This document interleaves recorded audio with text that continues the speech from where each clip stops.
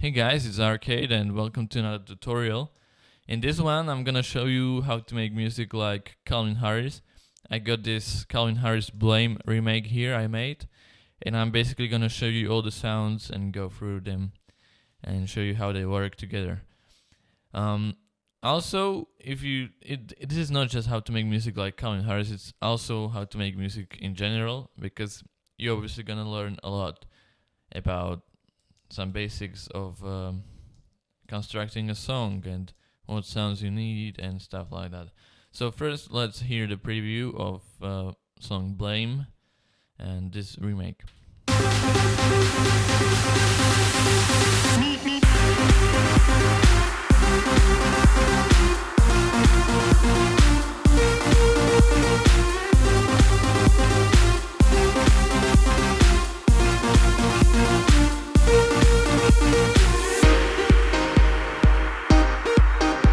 Okay, so that's pretty much it, and now I'm gonna show you each sound and how it works in the song. So first we got this, I think it's just sine chain kick. Yeah, so this kick actually makes no sound, but it seems like it does, but it doesn't. It only sine chains other sounds, and what sine chaining is, I already explained it like in every tutorial because that's something I always use. So sine chaining basically means every time this kick hits, another sound is going to get lower in the volume. So that's used so the kicks are easy to hear in the mix, because you want to always lower the other sounds a bit, just so the kick is clean in the mix. So yeah, that's sine chaining. And how you do it, you basically choose a kick, and you either want the kick to be heard or not. That's up on you. I choose not to have this one, so it's basically no sound here from this sine chaining. It only controls the limiter. So I put it on insert 1, and then whatever sound I want to sine chain, for example, let's see the bass right here. So let's actually just turn off these. Okay, it's turned off. Let's hear this. So you can see the kick is on insert 1 and the bass is on insert 5. And I put the fruity limiter on the bass. And before I do that, I click on the kick and right click here, sine chain to this track on the bass track. And then I put the limiter here, I change it to compressor, I put this to 1 and change these two knobs. And what that does, every time the kick hits, the bass is gonna get lower. You can actually see it here.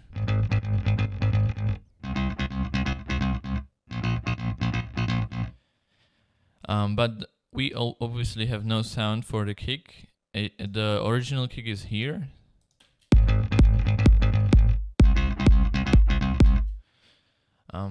And the reason why you should just put it on a empty sound, basically this is sound of the kick, but I turned it off on the master. So you click here, so it's not heard in the mix, but it's actually still working. And the reason why you should do that sometimes is because sometimes you don't even want to have a kick, you just want a bass to play, but you still want it to be sine chained. So that's when you use empty, the kick that is not on the master. So the bass is sine chained, but there is no sound actually sine chaining it. Yeah, I guess you understand that, hopefully. So I use this sine chaining on a lot of sounds, not just the bass. Now let's see the other sounds here. So this is basically the main pattern that I have here, is all the sounds. Just have it here.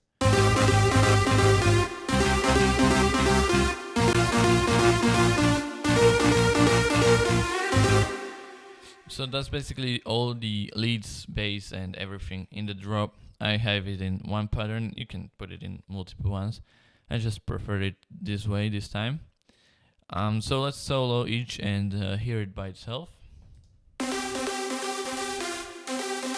Also, we have this more mellow lead with some white noise in it, I'm pretty sure.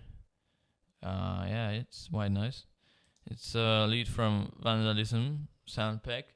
Actually, the whole FLP will be available for download in the description, so you can experiment on that. But I don't know if you have the presets already there.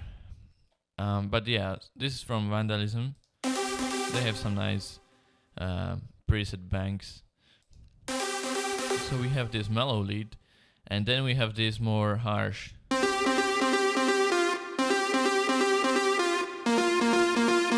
And together they sound like this. So that's something to keep in mind. It's like layering the leads. So each one has some other qualities than the other, and you can kind of combine them and create one better one even. Because alone they wouldn't be so impressive, but together they sound pretty good. And this port thing that we have here, lead port, is basically the same leads, but I just enabled this portamento and I put it here on this value, so it's like changing the pitch when the transition happens. Let's hear it.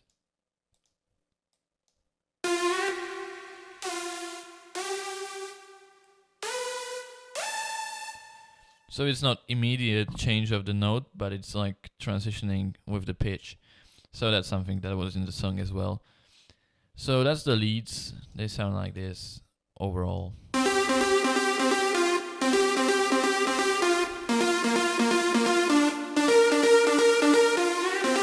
I'm pretty sure they're also sidechained by this empty kick.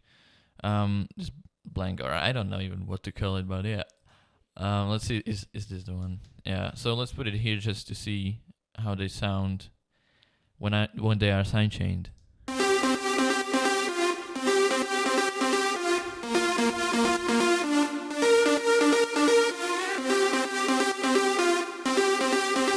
You hear there's this wobbling because the volume's changing, and it sounds a bit unnatural, but in the mix it sounds just great. So I always recommend doing sidechaining. I don't know if you guys do it, but I always do it. And then we got the bass, and the bass it's pretty good. I really like this plugin. It's Scarby Rickenbacker bass, and it's got a really nice bass, pretty realistic sounding.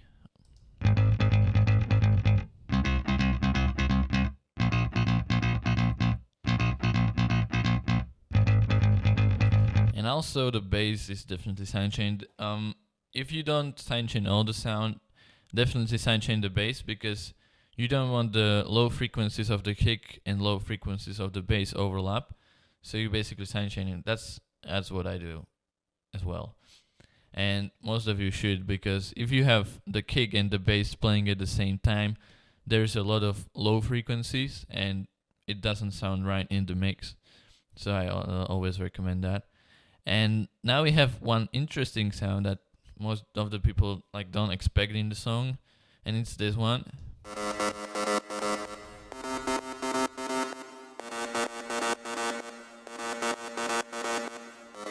And I'm using Massive here, and it's just some preset, but I'm pretty sure this sound is way easier than it looks in the Massive. It's just square wave and saw wave. And basically why it's here, it's to fill in the bass, because the bass is very smooth. I mean, it has some high frequencies, this one, but it's still like pretty smooth, and you want something harsh in the mix, so it feels like the rest of the frequencies, and this just sounds great.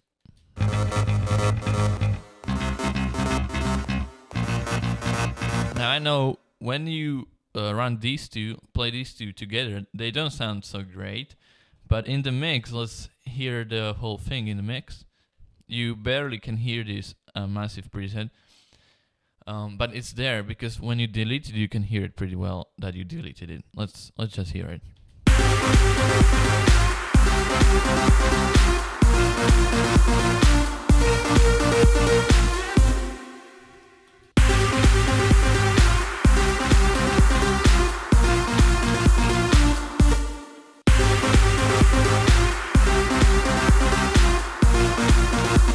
Yeah, I don't know what the quality on YouTube is or what speakers you use, but I definitely can hear it.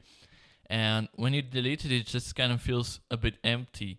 So this just fills the frequencies, and it's not like it's the main sound in the song. It's just something that you should put below all the sounds, just kind of filling the frequencies. You can't hear it fully, but you can hear like these spikes of these high frequencies just sometimes appear in the song, and it's really nice in the whole mix. Let's just make it a bit louder so you can hear it better.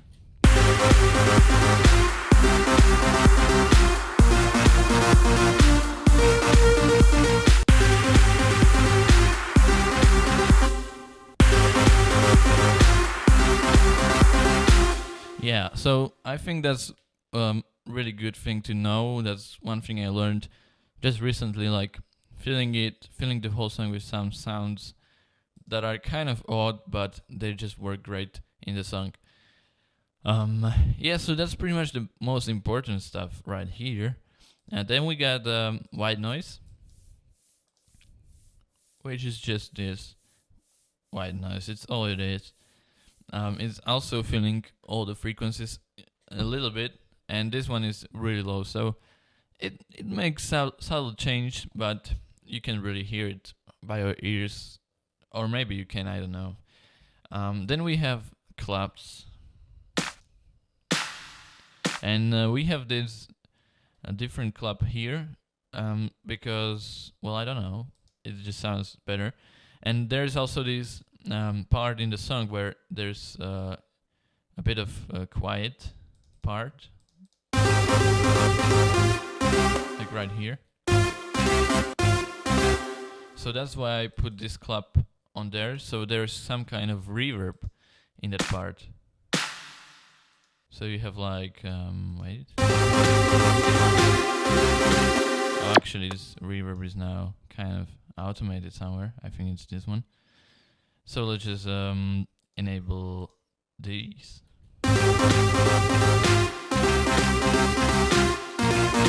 Don't know if you can hear it, but it adds a bit of reverb to the whole quiet part, so it's not as quiet.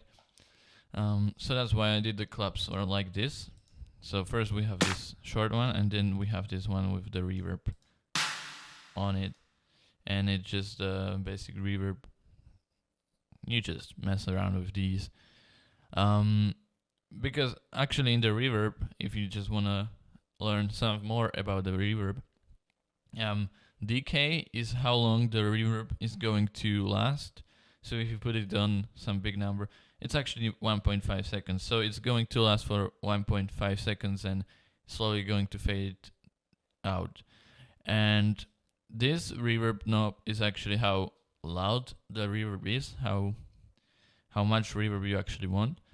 And this high damping and high cut, basically if you put this on the full value, so it's off actually, then you get the reverb is going to be implemented to the high frequencies, and if you just put it like this, it's not gonna affect the high frequencies. And high damping is something similar, I think. Oh, what the high damping is, I guess it also just adds more high frequencies in the reverb, so I don't know, but that's most of the features I use. And low cut is if you don't want the reverb to affect low frequencies. And pre-delay is actually how long before the reverb starts. So if you put in 250, the reverb will start 250 milliseconds later. Let's hear. Yeah, I think you heard that pretty well. That the reverb started like later after the snare. Yeah, so that's basics of reverb, I guess. Then we got hi-hats. And the hi-hats are just hi-hats. Nothing special, but we got some reverb on them as well. And really, that's just some details you can mess with. If the hi-hats are just too harsh, some reverb will smooth them out.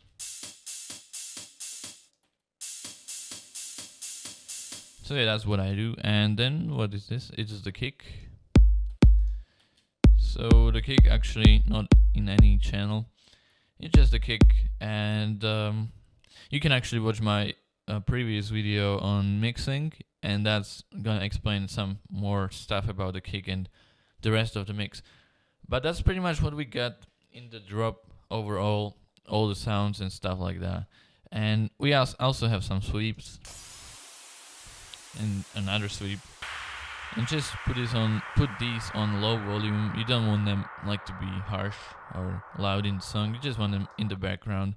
It's like white noise pretty much. It just fills in the spaces, in the frequencies, and that's the drop.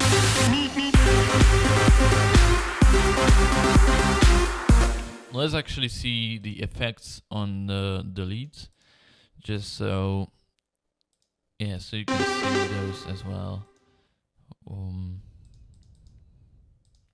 Come on now. Yeah, I really just have to do what? Yeah, okay. So these are the effects on the lead. What is actually this? We don't use gross beat, okay, so that's pointless there. So we got some reverb again. We got EQ, so also in the tutorial about mixing, you can see how I mix my songs, and always just delete the low frequencies in the sounds that don't need low frequencies. So which is leads, for example, because you don't really need low frequencies in the lead, and they might have some.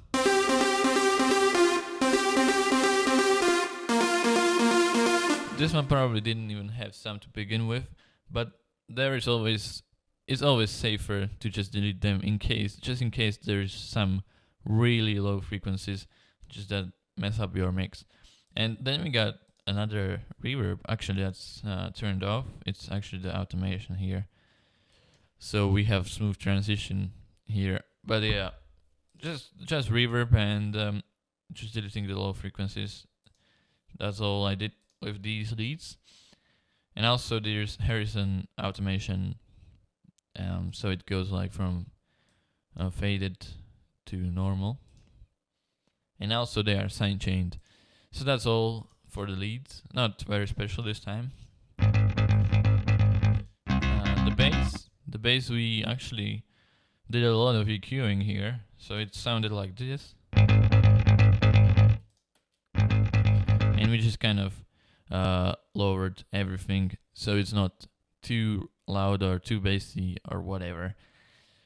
Yeah, I guess whatever works, you just mess around with it, and whatever works, you go with that. That's how I do it always. And this sound is a weird feeling sound. We got a small decay, but a lot of reverb. So basically, the reverb doesn't last for too long, but it's pretty obvious while it lasts. And then also we have sine chain preset on gross beat. So you can either do that with the kick, or you can use sine chain preset in gross beats. That also works, but it's a bit less well, you can't control it as good as you can with the kick. But yeah. And then also we have some EQ here. We boosted these frequencies. So this sound that is filling all the frequencies in the song, it's good to boost the frequencies that are just missing in other sounds that you think are needed for the song. So I thought this one would be good. Some mid frequencies right here I thought are missing. So that's what I boosted there. And yeah, that's pretty much it for the sounds we have. Then I'm gonna go back in the song and gonna go for the build up, which is pretty simple stuff here. We got few automations, just automating the lead and everything, because you don't wanna have the build up too loud, because you want some energy to just build and you want the drop to be the loudest. So that's why we are automating this, so the sounds are not as loud the whole time.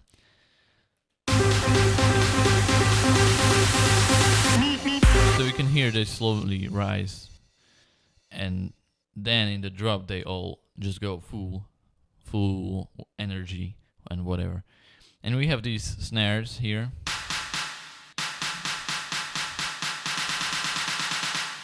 which are also building up. So slowly, usually first you go like this, like,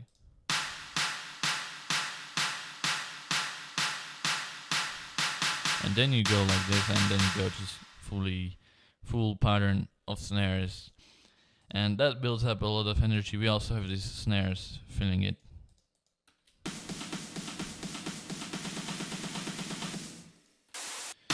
And then we have well, we have the lead. The lead is slowly going from low frequencies. It has some frequencies cut off from the lead, and they slowly get back, and then in the drop they're all back. So, and in the build up we also have this sweep, which is always good to use reversed down sweeps or up sweeps or whatever. Just reversed crashes, something like that. Always good to build up more energy. So that's what I use, sounds I use in the build up. They are all important, I think. So always give some clue what is coming, so people know the drop is coming, and they also know that something lead like this will be in the drop.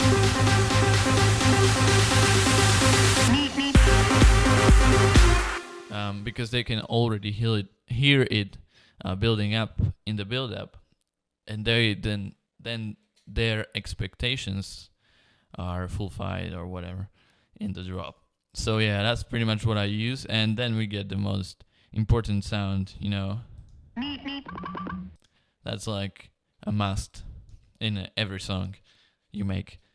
So yeah, that's pretty much how the song looks.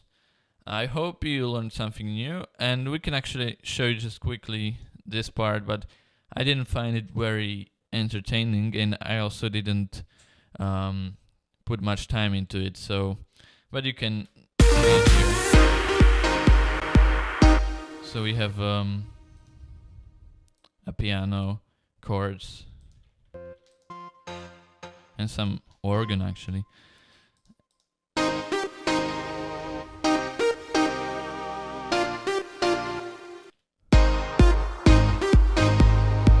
Yeah, I guess that's pretty boring right there. I didn't put much time into it. I wanted to show you mainly the build up and the drop.